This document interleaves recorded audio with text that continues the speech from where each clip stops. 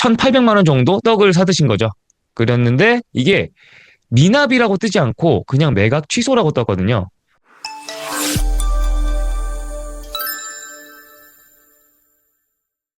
검단 신도시 바로 옆에 붙어 있는 이제 인천에 있는 법정 지상권과 공유 지분이 조합된 이제 대박 물건이라고 제가 표현을 했습니다. 왜 그런지 한번 설명을 드릴 건데, 제가 지난번에 유튜브에도 올려놨던 글이 있는데, 양평에 있는 그 농지를 제가 낙찰을 받았다가 그거를 1년 만에 법정 지상권 물건이었는데 그걸 해결했던 경험이 있습니다. 근데 그때는 사실 엑시트 플랜이 조금 약했어요. 근데 이 물건은 거의 빈틈이 없다. 요거는 결과적으로 손해보기가 너무 어려운 물건이다 해서 이 물건 가져와 봤습니다. 행크 옥션에 보시면 가련동에 있는 이 물건이고요. 감정가는 3억 2,300. 아무래도 수도권이다 보니까 감정가 자체가 좀 비쌉니다. 이제 50평 정도 되는 거고요. 이게 지금 30% 정도 떨어져서 공매가 진행되는 물건입니다. 이렇게 보시면 본건 이렇게 되어 있죠. 그리고 지분, 그리고 여기 보시면 물건 용도 대지. 흔히들 뭐 주택 뭐 이렇게 되어 있긴 한데 요거는 지금 땅만 나온 거예요. 그래서 재산 명세서를 한번 살펴보자면 이 물건은 가련동에 있는 지분 물건이고요. 717분의 165, 4분의 1 지분 물건입니다. 이 물건 보면 지금 전입세대주, 뭐 세무서 이런 식으로 나와 있죠. 주택으로도 쓰이는 부분이 있고요. 현재 가게로도 사용이 되는 부분으로 보입니다. 보시면 김포농원이라는 여기가 지금 사용을 하고 있고, 여기서 보시면 전입세대주 박땡땡님께서 2011년에 전입을 하신 걸로 보이고요. 그 다음 거 보시면 임차인 이렇게 있습니다. 상가 건물 임대차 현황에 의해서 현재 월 20만 원 내시는 분이 계시고요. 그다음에 105만 원 내고 계신 분도 계십니다. 그러니까 임차인이 지금 어떻게 보면 총 3분이 계신 걸로 보입니다. 그래서 괜찮은 물건인데라고 생각을 하고 있었고, 다만 여기에 법 대지만의 매각이며 건물은 제3의 소유자므로 사전 조사 후 입찰 바람 이렇게 되어 있어요. 재산 명세서에. 이렇게 되면 공유지분이라는 말 자체로 사람들이 좀 꺼려 하는데, 여기에 법정지상권이라는 얘기가 또 나옵니다. 또 법정지상권은 공유지분보다 조금 더 흔하지 않은 그런 케이스예요. 그런데 우리가 공유지분을 공부를 하다 보면 법정지상권과 어떻게 보면 합쳐져서 나온 물건이 상당히 많아요. 그래서 이것도 알아두시면 굉장히 좋습니다. 그래서 당연히 이 감정평가서라든지 재산명세서에는 본인들이 책임질 부분이 아니니까 법정지상권은 성립 유무는 알아서 판단하라고 다 이런 식으로 되어 있거든요. 그래서 오케이 괜찮은 물건이네 보고 봤더니 작년 8월에 보시면 9,700에 최저가로 진행을 했다가 이게 1억 1,500에 낙찰을 받았던 물건입니다. 그러다가 매각 취소가 되었고 7개월 만에 다시 나왔어요. 그래서 온비드에 들어가서 살펴봤거든요. 그랬더니 한 분이 들어오셨다가 1,800만 원 정도 떡을 사드신 거죠. 그랬는데 이게 미납이라고 뜨지 않고 그냥 매각 취소라고 떴거든요. 그래서 이 부분은 100%는 아니에요. 미납이라고 한다면 뭔가 문제가 있네. 혹은 들어오신 분이 공유자 중 한 분일 수도 있고 여러 가지 가능성이 있지만, 매각 취소라고 한다면 추측컨대 현재 다른 공유자들 혹은 이해관계인이 법원에 연락을 해서 지금 송달 과정에서 어떤 문제가 생겼으니 이거는 매각이 취소가 되어야 한다. 이렇게 하지 않았을까 추측을 합니다. 여기까지가 이제 기본 정보고요. 등기부 등본을 아마 살펴봐야겠죠. 이제 요약본만 우선 살펴보면 기본적으로 현재 4명의 공유자가 있습니다. 그래서 제일 첫 번째 이분이 39년생이시고요. 다른 분들보다 지분이 조금 더 높죠. 이런 거는 전형적인 상속 물건이라고 볼 수 있어요. 배우자한테 상속의 비중이 더 컸고 39년생 어머니라고 볼 수 있고요. 추측컨대 지금 대부분 다 세자매라고 저는 추측을 했습니다. 이 세 자매분들이 계시고 을구에는 지금 근저당 같은 것들이 없는 상태입니다. 그래서 앞에 있는 모든 등기부 등본 히스토리를 보면 65년도에 이 세 자매의 아버님께서 매매를 통해서 이제 이 땅을 보유하셨고요. 22년 9월 30일에 돌아가셨더라고요. 그리고 이렇게 상속이 되었습니다. 그리고 체납자는 여기 첫째의 체납으로 이 공매가 진행되고 있는 것으로 보입니다. 여기까지는 상당히 그냥 일반적인 공유 지분이에요. 근데 여기 건물은 제3자 소유 이렇게 되어 있습니다. 그래서 등기부 등본을 제가 떼봤어요. 그랬더니 대출도 한번 받으셨었는데 다 갚으셨더라고요. 지금 등기부 등본은 아주 깨끗한 건물 등기부 등본은 이렇게 소유자만 있는 이런 등기부 등본입니다. 이 상황이고 보셨던 것처럼 건물 주인이 여기에 공유자 중 한 분이에요. 그래서 토지 공유자 4명, 그리고 건물 소유자가 1명인데 건물과 토지 소유자 중에 공유자가 일치하는, 그래서 제3자라고 보기에는 좀 어렵다. 그렇게 볼 수 있습니다. 그래서 이게 만약에 초보자분들이 보신다면 되게 복잡해 보인다고 할 수 있을 것 같아요. 첫 번째로 법정지상권 여부 불분명 요거 그리고 토지만 공유지분 매각 위에 건물이 있는데 토지만 있으니까 좀 어려워 보이겠죠? 그리고 선순위 임차인도 존재한다고 되어 있습니다. 아까 보시면 사업자도 있었고 그래서 세입자가 있었죠. 그런데 이러한 저는 요소들 덕분에 이거는 너무나 매력적으로 저는 느꼈습니다. 우선 법정지상권이라는 거는 이게 성립을 하든 안 하든 우리 이제 낙찰자한테는 굉장히 큰 권리가 생깁니다. 오래 갈 수 있는 권리. 부당이득금 혹은 지료 이렇게 되어 있는데요. 만약에 법정지상권이 성립을 한다. 한마디로 건물 주인이 더 유리하다. 이렇게 했을 때는 낙찰자 입장에서 이 건물을 철거하고 토지를 인도하라는 청구는 하지 못해요. 다만 이에 걸맞는 지료만 내라. 이렇게 청구할 수 있는 거거든요. 만약에 이제 법정지상권이 성립하지 않는다. 이렇게 했을 때는 저희가 건물 철거, 그다음에 토지 인도, 그다음에 부당이득금까지 소송 3종 세트를 통해서 이들을 압박을 할 수 있는데 확인해 보니까 지금 이 물건 같은 거는 법정지상권이 거의 성립할 가능성이 굉장히 큰 물건이에요.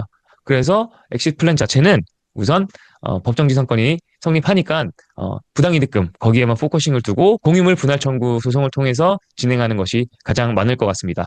그리고 제3명세서에 나온 것처럼 임차인이 지금 월 105만 원을 받고 있다고 되어 있거든요. 다른 임차인들도 아까 제3명세서에 나와서 도합 145만 원 정도의 월세를 받고 있어요.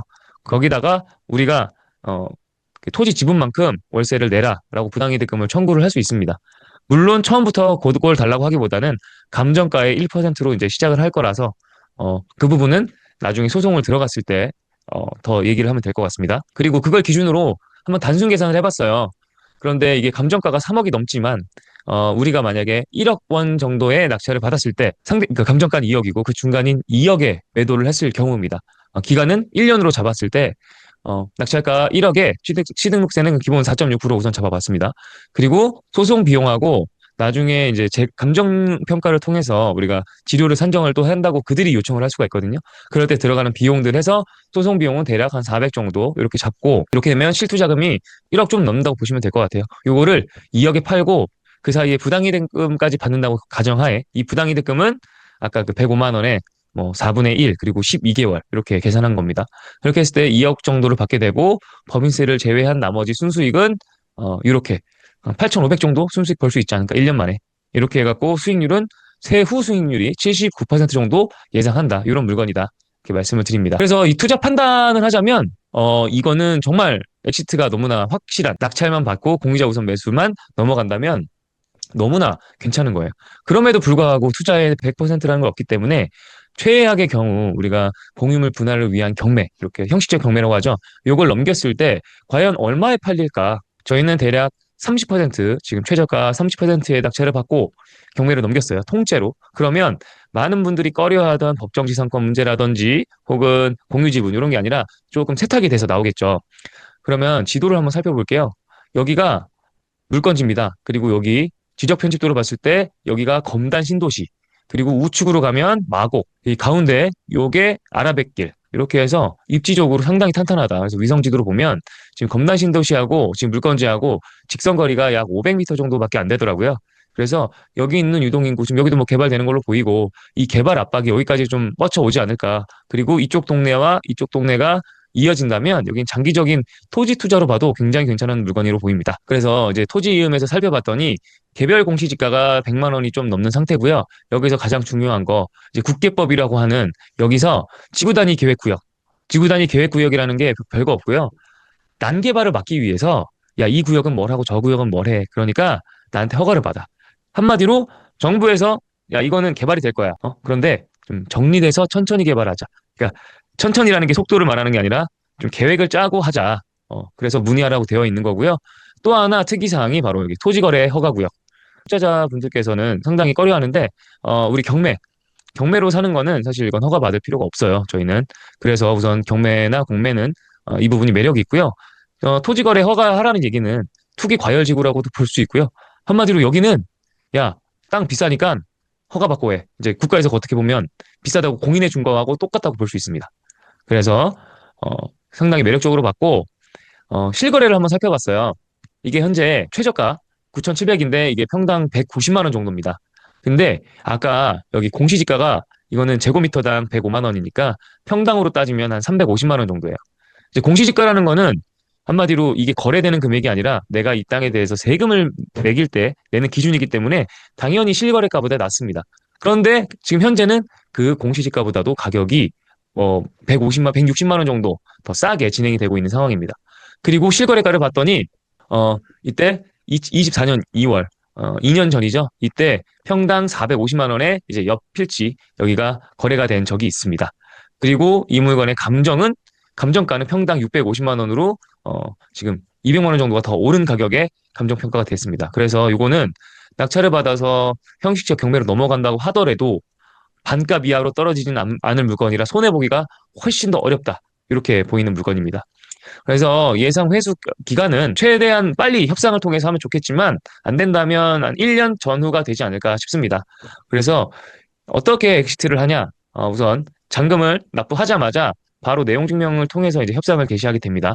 그리고 그와 동시에 바로 할 수 있는 거는 처분금지 가처분을 할 거고요.